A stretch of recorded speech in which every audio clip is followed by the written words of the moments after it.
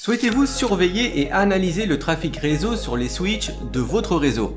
Dans ce cours, nous allons voir comment utiliser la fonction span, plus connue sous le nom de port mirroring, afin de capturer et analyser les paquets avec Wireshark. Vous apprendrez donc à configurer span pour copier le trafic d'un port source vers un port de destination, permettant ainsi une surveillance détaillée du trafic réseau.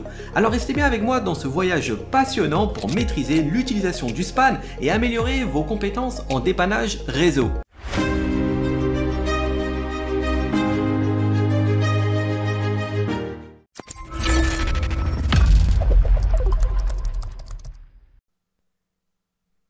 La fonction span, qui est plus connue sous le nom de port mirroring, permet de connecter un analyseur de paquets à un commutateur.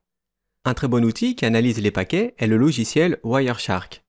Sans span, le sniffer de paquets ne pourra capter que les messages de broadcast et les multicasts, car un commutateur switch les paquets qui sont destinés à une adresse MAC précise sur un port spécifique, en utilisant sa table MAC.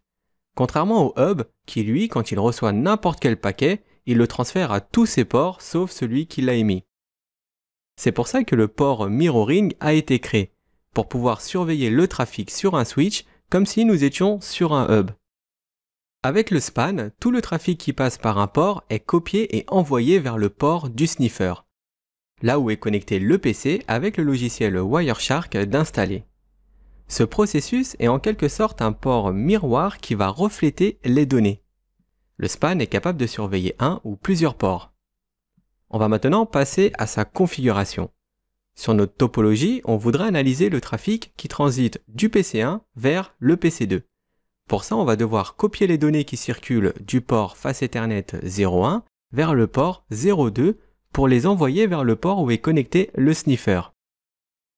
Sur le switch, en mode de configuration globale, on va commencer par indiquer le port source avec la commande monitor session. Ici, on lui donne l'identifiant 1. On lui spécifie l'interface 01 suivi de TX pour le trafic entrant. On fait la même chose pour le port 02 et il ne reste plus qu'à copier les données vers l'interface 03. Tout le trafic qui passera du PC1 vers le 2 sera copié et envoyé sur le port 03. Pour cet exemple, on a spécifié dans la commande les mots-clés TX pour le trafic émis et RX pour le trafic reçu. Par défaut, si on ne spécifie aucun mot-clé, eh bien ce sera les deux sens qui seront copiés et transmis.